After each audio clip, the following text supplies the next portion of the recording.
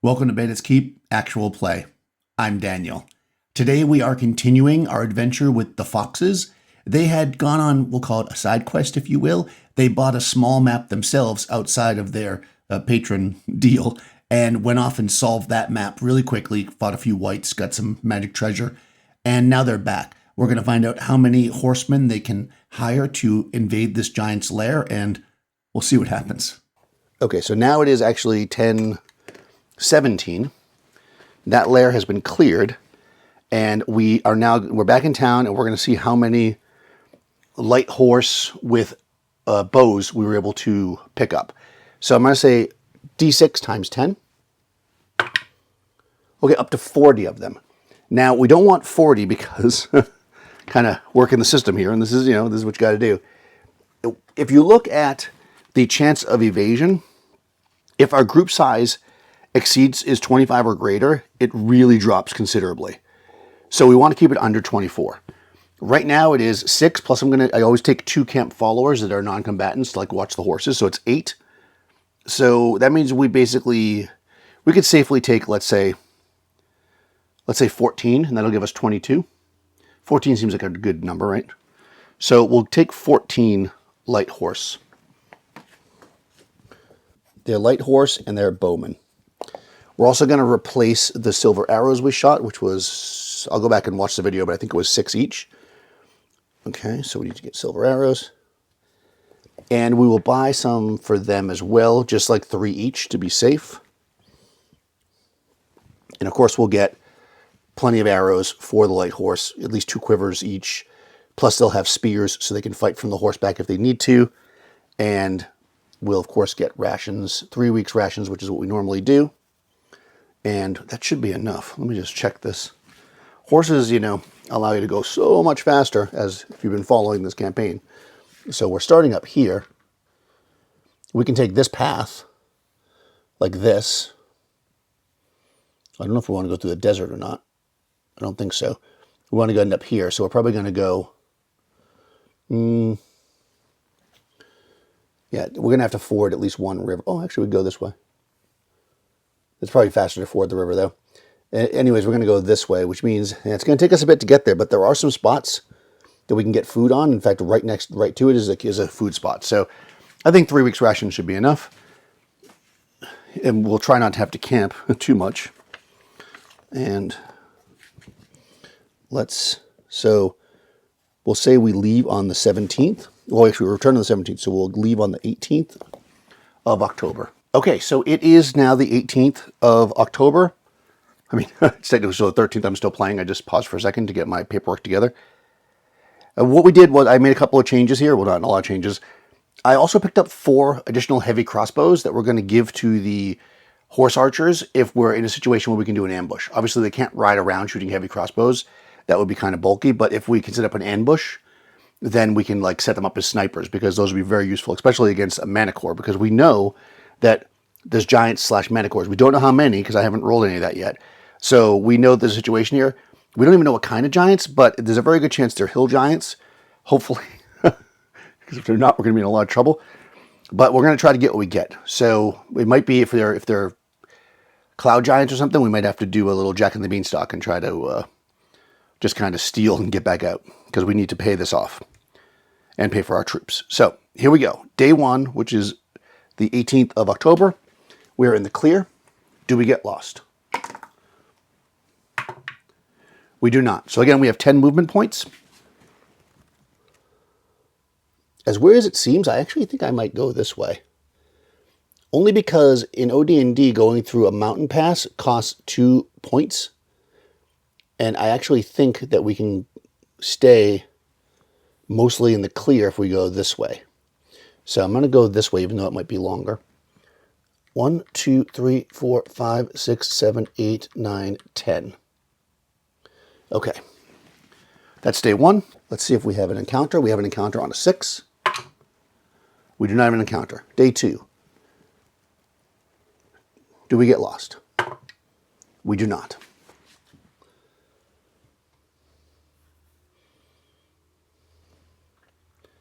One, 2, 3, 4, 5, 6, 7, 8, 9, 10.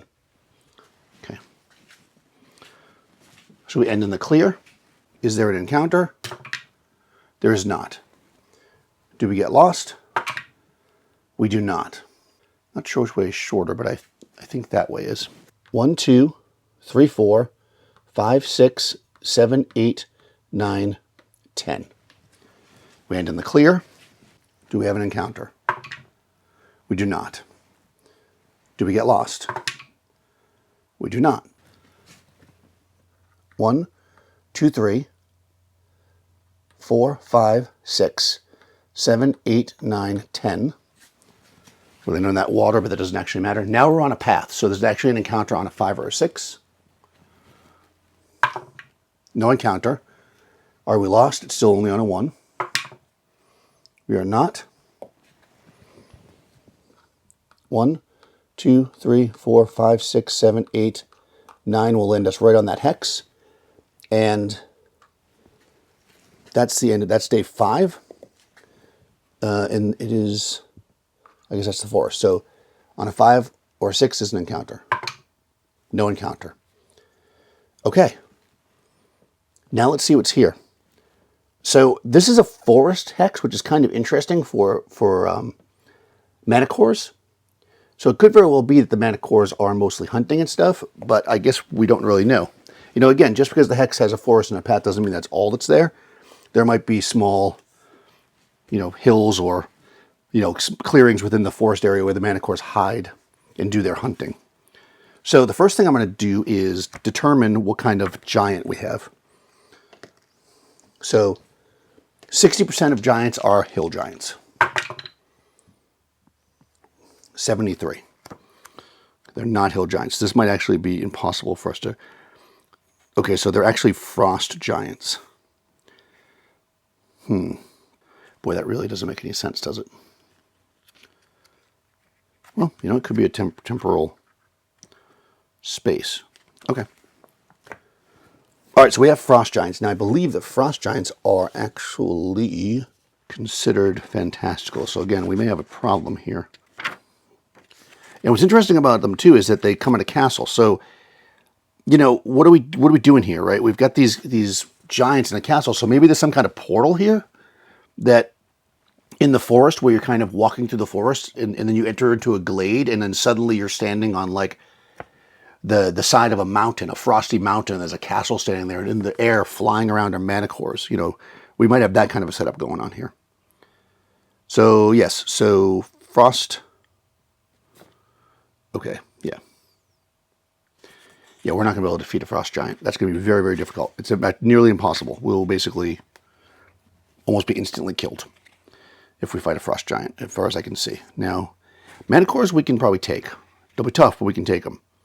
So let's do this. Let's see how many of each thing there are, because it might be that it's not going to be, you know, that many that we have to take care of. We may need to regroup here and figure out another plan. First of all, giants come in groups of 1 to 8. So how many frost giants are here? 3. Okay.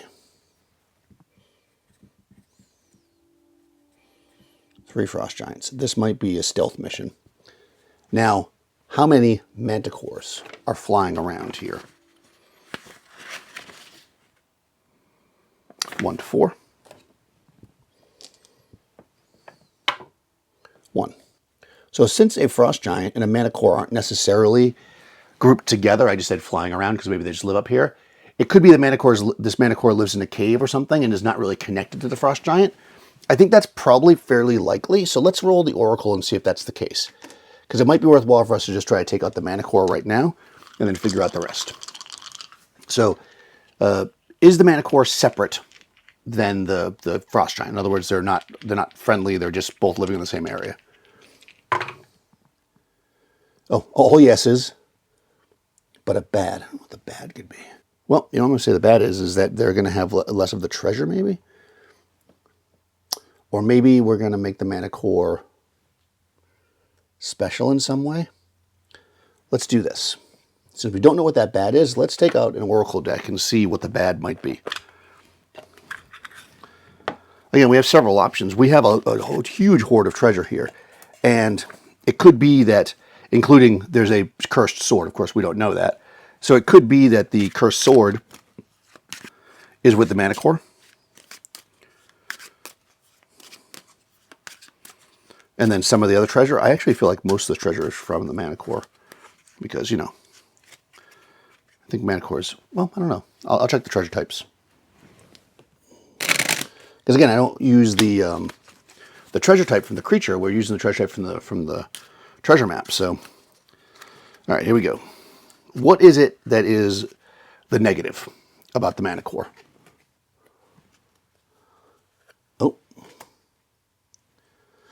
Oh, interesting. Okay, I'm not sure. Oh, this is interesting. Okay, so we have this alliance engaging guild unison, but then we have water eroding clear protean. I wonder if what's happening here is that the mana core is in alliance with the giants, at least as far as the giants are concerned, but the mana core is actually secretly working against them. And the water here is that they're somehow causing this area to melt, basically to make it not, which is actually would explain the portal. Maybe the mana core somehow triggered this portal. Maybe, I mean, I don't know how. I mean, they're intelligent, or maybe they were working with a wizard, whatever it could be. And the portal that we're walking through is actually changing the temperature here and making it so that the frost giants area is starting to become less frosty, basically. So that's interesting. So if we could figure that out, that might actually give us an in with the giants, because the giants aren't necessarily chaotic, I don't think. Let me check that, actually. We may need to roll on that one. That kind of makes sense. I'm pretty sure mana cores are always chaotic, and the frost giants aren't. So if we look at our alignment thing, we get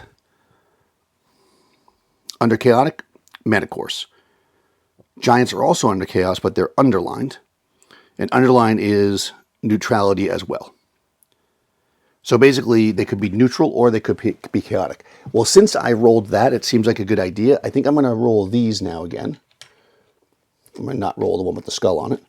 And I'm going to say, is that the case? Are the giants neutral? And the mana core is basically their enemy. Yes. Okay. That's good. And I think, though, because it said alliance, I think the giants don't know that. So I think we'll leave that as the plan. All right, so looking at the treasure types, the giants don't necessarily have more treasure than the mana cores. In fact, the other is probably true.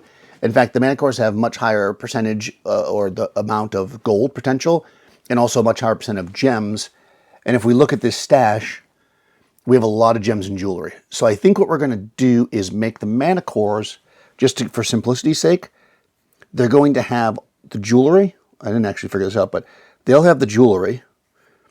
The giant will have the gems, and the mana core will have the silver, and the giant will have the gold. That way it's kind of split up that way. So that's kind of the deal here. Now the mana core, of course, I already said, narratively, that it's flying around. So we see it. The question is, can we sneak up on this mana core and get the jump on it? We're a pretty large group. I think if we stay low, so again, we just arrived here, and I'm going to go with the idea that there's a portal. So we kind of poke through the portal, we see what's going on. Of course, we don't know this whole thing about the Alliance, but we see a mana core flying around, and we observe it through the portal. I'm going to say that we could probably, if we don't bring our whole group, which frankly, it doesn't make sense to bring the whole group now because the horsemen can't actually fight against the giants. And I think we could take the mana core out ourselves if we're lucky with our rolls. The mana core fight as are defeated, I should say, as 2 medium horse, I believe. Yeah, and we have, again, with those heavy crossbows, we actually have 4.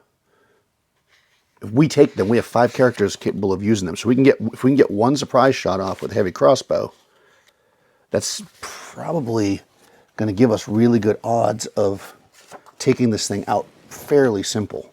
And we have a good range on it. So against medium horse, 1 die per figure, 6 hits. And these guys are 3, 3, 3. We'd be rolling a lot of d6s, and we need to get 2 to kill this thing. We also have longbows. Longbows aren't quite as good. Okay. And of course, horsebows are going to be... Now, of course, we'd bring the whole troop in. But the fear of doing that is that if we take the mana core out with the whole unit, then what we might end up is the giants might see. So I think we're going to do that. So we're going to use my... We're going to wait. We're going to set up camp. Let the horsemen set up camp in the forest area. And we're going to sneak through the portal when the evening falls. And we're going to make a move on the mana cores. And I'm going to use my kind of stealth rules that I have. We're going to bring our regular bows, of course. And of course the cleric will come because why wouldn't they? Just in case we need to heal or something. But we're going to basically go in there. Oh, this is risky. Well, let me look at the rules. So the way that stealth and all this works in this game is that I basically took the thieves' skills, if you will, and broke them down into just skills that are modified by gear that you have. So I think we're going to want to use hiding. So in order to modify for hide and shadows, basically, in order to succeed, you have to roll a 12 on 2d6. However, a black hooded cloak gives you a +3 to the roll.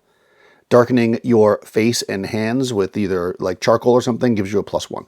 So I can get +4 on the roll if I do that, which will allow us to sneak up on them. I don't have any other advantage. Oh, and halflings and elves get a bonus, but not dwarves and not humans. So what we could probably do to make things simpler, because I don't want to roll a million dice, is let's do this. Since they need an 8. I'm an all or nothing person sometimes. They'll need an 8. But as a halfling, they're only going to need a 6, 8, 6, 6. So I'm going to split the difference and say we need a 7. Because we're all sneaking up there together. 2d6, 7 or better, we're going to sneak up to this mana core's lair and get the jump on it. That will give us automatic surprise. Now, if we fail, there's still a chance we can surprise, and there's still regular combat that can happen. And we're going to do it at the cave, because we don't want the giants to see. So we're going to wait till the mana core goes into its cave, and we're going to sneak up. So here we go. 7 or better, we get surprise on this thing. 8, yes. Okay, perfect. Let's have a combat. All right, so as I said, mana cores defend as 2 heavy horse. What that means is that it takes, 2 medium horse. That means that it takes, and they don't need simultaneous, I don't think. Let me check it. They just need to be hit twice as heavy horse. And what we need to do is use the weapons we have to shoot at them. Let me just check that one more time. Mana core. Yeah, no, and they do have actually tail spikes that they can use as crossbows, which could be bad for us, but hopefully we'll take it out in one shot and be done with this. So stealth makes a difference, right? So that's them. Let's look at our combat charts and let's walk our way through. Let's hope for the best here. So we have capable of using the heavy crossbow. We have one, those ones who took them. 1, 2, because I had 4 of them, but this character already had one, and so did that character. So we have 1 for each person that can possibly use one. So let's take a look. Heavy crossbow. Oh, here we go. Let's figure out. I mean, I imagine the lair for the mana core is fairly large, but I'm pretty sure we can get within short range. I'd say that's a pretty good chance, so I'm just going to say 1 through 4 we can get to short range, otherwise we're in medium. Okay, yeah, we're in short range. So it's 1 die per figure with a 6 hitting. They attack as 1 figure plus 1. Okay, so that means they can add 1 to the roll. And because we're in short range, they get 1 more die. So I can add 1 to one of these rolls. Nothing. They have a dexterity bonus. So they're 2 figures. They're in short range, and they have a dexterity bonus. So, but they can't add anything to any of the dice. They need to get a 6 in order to have a hit. Oh, that's 1. Okay, next. They actually have a penalty for their dexterity. So they are rolling 3 dice. They're in short range, but then I lose 1 because of the dexterity. And again, they need us to get a 6. Nope. They are 3. They get a bonus for dexterity and a bonus for range. Wow, 3 6s there. Okay, so the mana core is in its lair, settling down for the evening. Out of the shadows pop up basically snipers with these heavy crossbows, and all of a sudden the bolts fly in, and the mana core is down. Wow. Okay, that might be some of the easiest treasure I've ever gotten. Okay, so in the world of D&D, there's always a chance. So I'm going to now make a roll to see if the mana core yelled out or cried out for help, and if so, if the giants heard. So I think that's one of those situations where, well, let's use the oracle dice. Did the mana core cry out, and loud enough for the giants to hear? No. Yes. No. And something positive. Okay, cool. So I'm going to say that yes, not a peep. And I'm going to take the positive as we're going to be able to kind of get out of here quickly.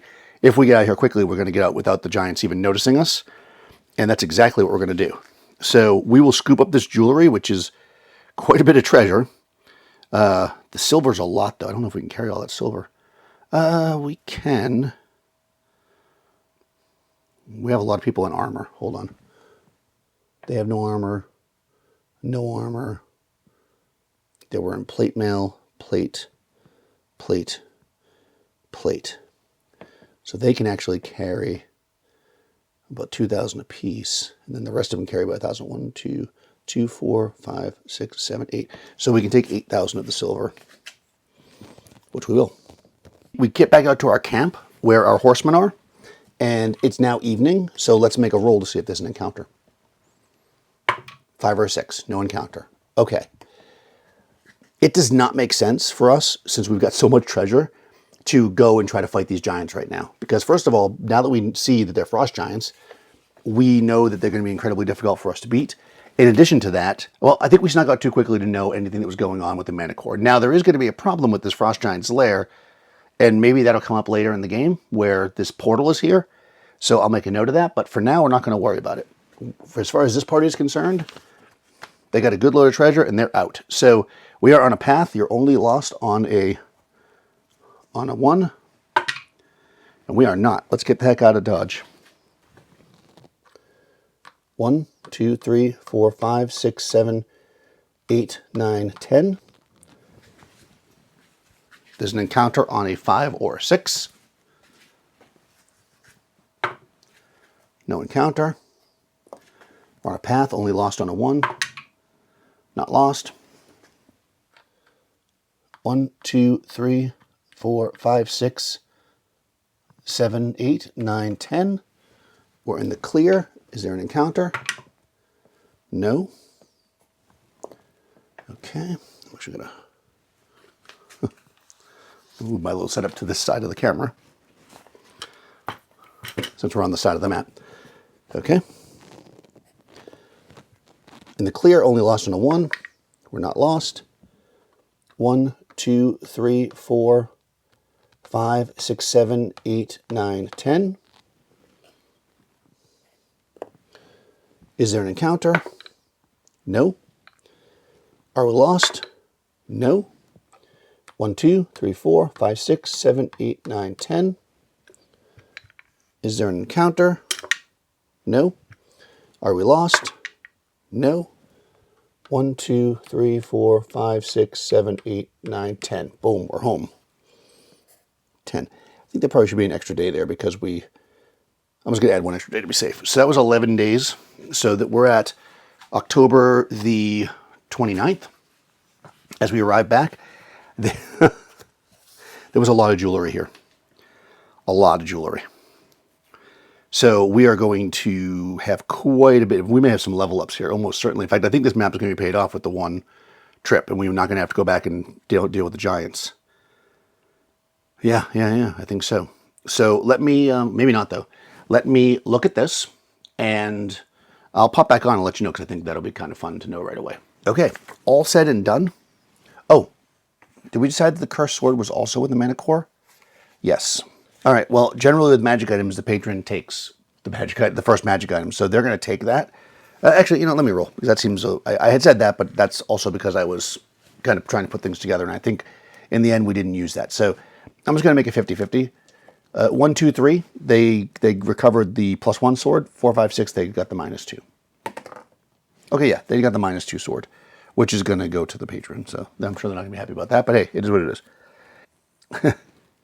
But all said, the jewelry they recovered is worth $51,400. Now, unfortunately, because the patron deal, they only get to keep half of that. They have to give them $25,000, which is way more than they would have had. Well, $10,000 more than they would have had to pay back for the map. So this is why it pays to be a patron sometimes, you know. But as it works out, the party is probably not going to go back. At least not now. I'll put this map on hold until they could defeat, or at least have a chance of defeating. Just to give you some idea, if we look at the Frost Giants, even if we could fight as straight heroes, which we might be able to after this, because I think we're probably going to level up with that much experience points, but basically a Frost Giant is a hero. In order to defeat a giant needs an 11, okay? And even if they hit, they'll only do their hit die and damage, and Frost Giants are like 10 hit die. A giant, on the other hand, needs only a 6 to hit a hero, and any hit would kill anybody in this party. So it really isn't worth trying to fight the giants. We could go in there just to steal some gems and stuff, but it just feels like not worthwhile considering the amount of treasure that we've already looted from this map. So this might be another one of those maps that just doesn't get finished. We do have a fly potion and a clairvoyance potion from the white, and that 1 gem worth 5,000. So we really worked out. And of course, the patron doesn't get any of that because that was our own doing. We'll have to pay our horsemen, but since they didn't get involved in any fights, it's not going to cost us very much to have brought them out there.